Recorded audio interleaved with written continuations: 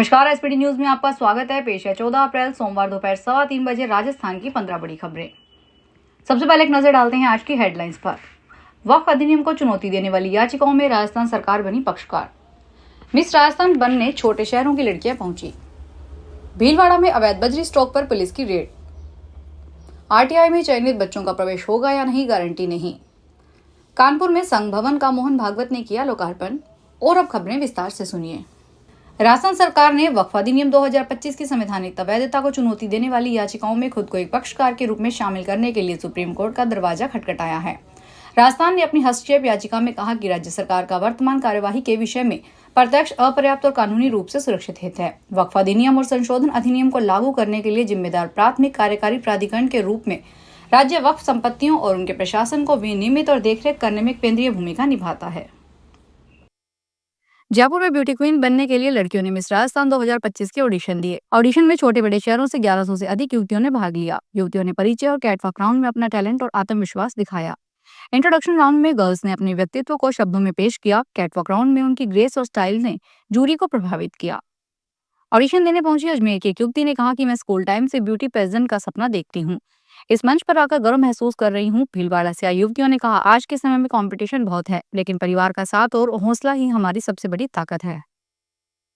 अवैध बजरी खनन और परिवहन के खिलाफ भीलवाड़ा जिले में चलाए जा रहे अभियान के तहत गुलाबपुरा, रायला और शंभूगढ़ थाना पुलिस की टीम ने बड़ी कार्रवाई को अंजाम देकर अवैध बजरी ट्रक को सीज किया।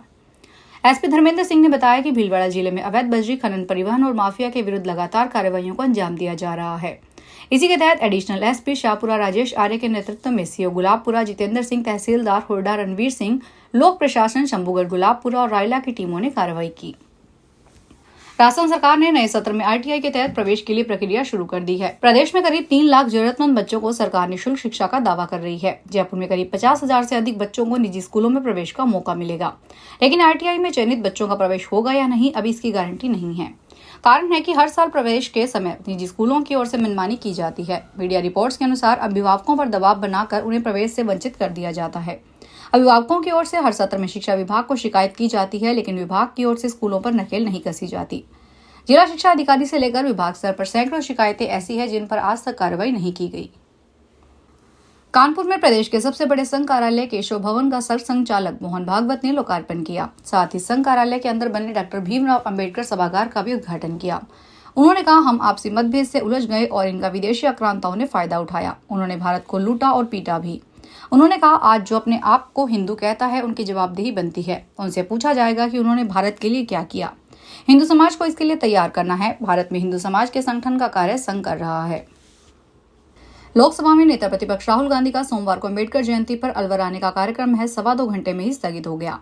कांग्रेस जिला अध्यक्ष के पास शाम 4:15 बजे मैसेज आया कि राहुल गांधी अलवर आएंगे और अम्बेडकर सर्किल पर आयोजित कार्यक्रम में हिस्सा लेंगे और शालीमार में राम मंदिर भी जाएंगे। वहां नेता प्रतिपक्ष टीकाराम जूली के जाने के बाद पूर्व विधायक ज्ञानदेव आहूजा ने गंगाजल छिड़का था, मगर 6:15 बजे फिर से मैसेज आया कि कार्यक्रम स्थगित हो गया है।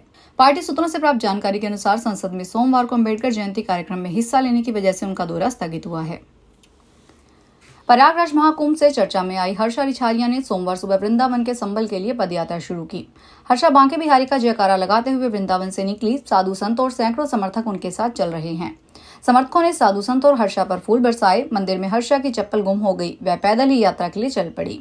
इससे पहले सुबह हर्षा ने मंदिर पहुंचकर शिव और भगवान राम की पूजा की। पदयात्रा में शामिल होने के लिए मथुरा में कृष्ण जन्म स्थान के पास रहने वाली अलीशा खान भी टीका लगाकर पहुंची। वह नकाब पहने थी। अम्बेडकर जयंती पर राजस्थान के हर जिले में विभिन्न कार्यक्रम आयोजित किए जा रहे हैं। इसके साथ ही सीएम से लेकर तमाम नेताओं ने बाबा साहब को उनकी जयंती पर याद किया और उन्हें श्रद्धांजलि दी। बाबा साहब अम्बेडकर जयंती के अवसर पर सीएम भजन लाल शर्मा ने मुख्यमंत्री निवास पर बाबा साहब को श्रद्धांजलि अर्पित की। इस अवसर पर सीएम ने कहा कि उनके आदर्श और सिद्धांत हमें विकसित राजस्थान के निर्माण के लिए सदैव प्रेरित करते रहेंगे। शिक्षा विभाग में पदोन्नत हुए दिव्यांग व्याख्याताओं की स्कूल में पदस्थापन से पहले मेडिकल बोर्ड में जांच होगी। बोर्ड उनकी दिव्यांगता के साथ उनके दिव्यांग प्रमाण पत्र की भी जांच करेगा। इस संबंध में माध्यमिक शिक्षा निदेशक सीताराम जाट ने आदेश जारी किया है। आदेश में बताया गया है कि प्रधानाध्यापक स्कूल शिक्षा के विभिन्न विषयों की 2021-22 और 22-23 की डीपीसी में चयनित अभ्यर्थियों को पदोन्नति के बाद ऑनलाइन काउंसलिंग के बाद पदस्थापन के आदेश जारी किए गए थे। इसमें दिव्यांग कार्मिकों के कार्यग्रहण के संबंध में जानकारी निर्देशों में संशोधन किया गया है। अलवर में राम मंदिर की प्राण प्रतिष्ठा कार्यक्रम में नेता प्रतिपक्ष टीकाराम जूली के जाने के बाद बीजेपी के पूर्व विधायक ज्ञानदेव आहूजा की ओर से दिए गए बयान पर केंद्रीय मंत्री भूपेंद्र यादव ने कहा कि हम उनके बयान का बिल्कुल भी समर्थन नहीं करते हैं, उस बयान को बिल्कुल उचित नहीं मानते हैं। अलवर सांसद व केंद्रीय मंत्री भूपेंद्र यादव सोमवार को डॉक्टर भीमराव अंबेडकर की जयंती कार्यक्रम में भाग लेने के लिए आए थे। मीडिया से बातचीत के दौरान भूपेंद्र यादव ने साफ कर दिया कि उनकी पार्टी के पूर्व विधायक ज्ञानदेव आहूजा का बयान भी समर्थन नहीं करते हैं और उस बयान को उचित नहीं मानते हैं।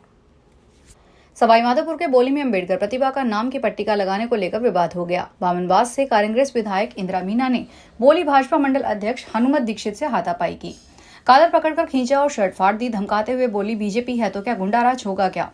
मामला रविवार रात 2 बजे का है। करीब 2 घंटे तक ये पूरा विवाद चला। मामला बढ़ता देख एसडीएम चंद्र प्रकाश वर्मा, एएसपी नीलकमल, एसएचओ राधा रमन गुप्ता मौके पर पहुंचे और दोनों ही पक्षों में समझाइश की। अभी दोनों पट्टियों को सुरक्षित जगह पर रखा गया है। अजमेर में गर्मी बढ़ने के साथ ही पानी की समस्या शुरू हो चुकी है। सोमवार को वार्ड नंबर 72 के राजीव कॉलोनी की महिलाओं ने विरोध जताया। महिलाओं की ओर से मटके फोड़कर अधिकारियों से पानी की समस्या जल्द दूर करने की मांग की गई। मांग पूरी नहीं होने पर आंदोलन की चेतावनी दी गई है। सोमवार को अजमेर नगर निगम के वार्ड 72 के राजीव कॉलोनी में रहने वाले महिलाओं ने इकट्ठा होकर पानी की समस्या को लेकर विरोध जताया है। महिलाओं ने मटके फोड़कर पानी की समस्या को दूर करने की मांग की है। राजसमंद के नाथद्वारा नगर में भारत के संविधान निर्माता भारत रत्न बाबा साहेब भीमराव अंबेडकर की 134वीं जयंती पर कांग्रेस के पदाधिकारियों ने पैदल मार्च निकाला। इसके बाद सभी पदाधिकारी संविधान पार्क पहुंचे, जहां बाबा साहेब की प्रतिमा पर माल्यार्पण किया गया। नगर कांग्रेस व अनुसूचित जाति जनजाति एवं अल्पसंख्यक कल्याण संस्थान के तत्वावधान में पैदल मार्च का आयोजन कर संविधान पार्क स्थित बाबा साहेब की प्रतिमा पर माल्यार्पण किया गया।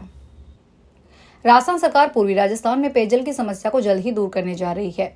संशोधित पार्वती कालीसिंध चंबल परियोजना का कार्य तेज गति से चल रहा है। जल संसाधन मंत्री सुरेश सिंह रावत ने बताया कि परियोजना के पहले 2 चरण में 2 बैराज बनाए जाएंगे। किशनगंज तहसील के कूल नदी पर रामगढ़ बैराज और पार्वती नदी पर मांगरोल और किशनगंज तहसील में महलपुर बैराज का निर्माण होगा।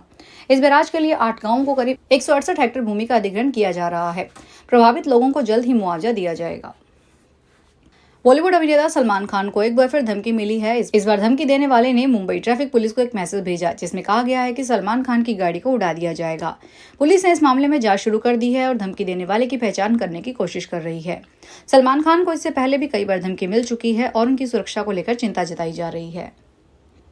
फिलहाल इस बुलेटिन में इतना ही, फिर हाजिर होंगे बड़ी खबरों के साथ। अगर आप भी अपने आसपास की छोटी बड़ी और महत्वपूर्ण खबरों से अपडेट रहना चाहते हैं तो सब्सक्राइब कीजिए हमारे चैनल एसपीटी न्यूज को और प्रेस कीजिए बेल आइकन पर।